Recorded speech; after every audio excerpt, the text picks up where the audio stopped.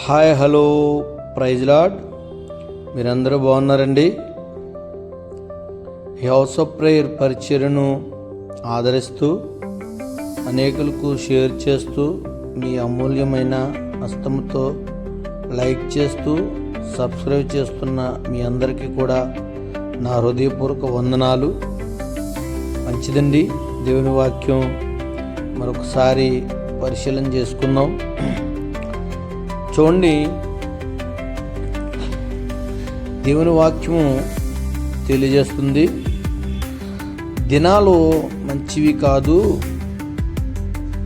సమయాన్ని వృధా చేయక సమయాన్ని సద్వినియోగపరచుకోండి. దేవుని చిత్తమేదో తెలుసుకుని మీరు ఆ చిత్తములో ప్రయాణం చేయగలిగితే దినముల్లో మన జీవితం కొనసాగే సమయంలో మనకేమీ భయం ఉండదని దేవుని వాక్యం సెలవిస్తుంది.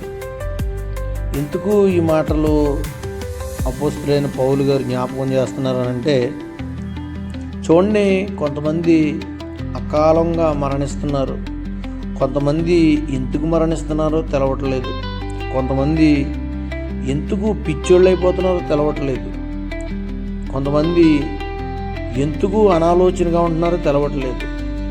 మనం ఆలోచన చేయగలిగితేనండి, మనిషి చాలా క్రమంగా పద్ధతిగా పైకి ఆ దృఢత్వం కలిగినట్లుగా కనబడుతున్నాడు, కానీ లోపల సిస్టము ఏ విధంగా మారిపోతుంది అన్నది ఎవరు కూడా గ్రహించుకోవట్లేదు. దయచేసి ఇటువంటి సందర్భాల్లో మనం ఉన్నాం కనుక ఒక్కసారి మీరు గమనించండి. దినములు చెడ్డవి, సమయాన్ని పోనీయక సద్వినియోగము చేసుకోండి అపోస్తలుడైన పౌలు గారు తెలియజేస్తున్నారు. చూడండి, ఒకసారి ఎఫెసీయులకు రాసిన పత్రిక 5వ అధ్యాయము 15వ వచనము 16వ వచనంలో కొన్ని మాటలు మనకి కనబడతాయి. దినములు చెడ్డవి గనుక మీరు సమయమును పోనీయక సద్వినియోగము చేసుకొనుచు అజ్ఞానుల వలె కాక జ్ఞానుల వలె నడుచుకున్నట్లు జాగ్రత్తగా చూచుకొనుడి. Praise lord. నిజమే కదండి. అజ్ఞానుల వలె చాలామంది తమ కాలాన్ని అర్ధంతరంగా ముగిస్తున్నారు. ఆలోచన చేయగలిగితే జ్ఞానము కలిగిన వారిగా, ఆ జ్ఞానము ఇహలోక జ్ఞానము కాదండోయ్, ఇహలోక జ్ఞానము దయ్యపు జ్ఞానమని దేవుని వాక్యం మాట్లాడుతుంది కనుక చాలామంది ఈ లోకానుసరమైన జ్ఞానాన్ని సంపాదించుకుని మేము చాలా జ్ఞానవంతులము అని అంటారు. ఆ జ్ఞానము దేవుని ఎదుటంట వెర్రితనంగా ఉందంట. మనకి ఏ జ్ఞానం కావాలి అని అంటే దేవుని యొక్క జ్ఞానం కావాలి, దేవుని యొక్క వివేచన కావాలి. అందుకని దేవుని వాక్యం ఏమంటుందనంటే, పావురము వలె నిష్కపటులుగాను పాము వలె వివేకులుగాను ఉండమంటుందండి దేవుని వాక్యం.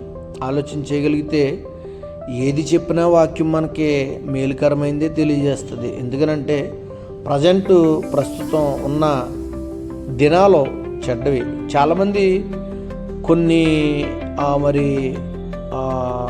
అలవాట్లు ఈ శరీరానికి అలవాటు చేసుకుని కొన్ని వాటికి మనుషుడు లోబడిపోయి తన జీవితాన్ని సడన్గా నిన్న కనపడ్డ వ్యక్తి ఈరోజు కనపడతలే.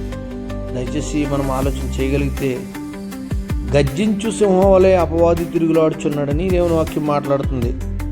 ఇక్కడ సందర్భం మనం ఆలోచన చేసుకోగలిగితే, దినములు చెడ్డవి గనుక మీరు సమయమును పోనీయక సద్వినియోగము చేసుకొనుచు అజ్ఞానుల వలె కాక జ్ఞానుల వలె నడుచుకున్నట్లు జాగ్రత్తగా చూసుకునని అపోస్తలుడైన పౌలు గారు మాట్లాడుతున్నారు.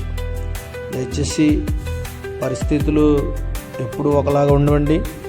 మనకి దేవుని వాక్కు ఏదైతే మనకు తెలియజేస్తుందో దయచేసి ఆ మాటలను బట్టి మన జీవితాన్ని సరి చేసుకోవాలని ప్రేమపూర్వకంగా తెలియజేస్తున్నాను. Praise lord.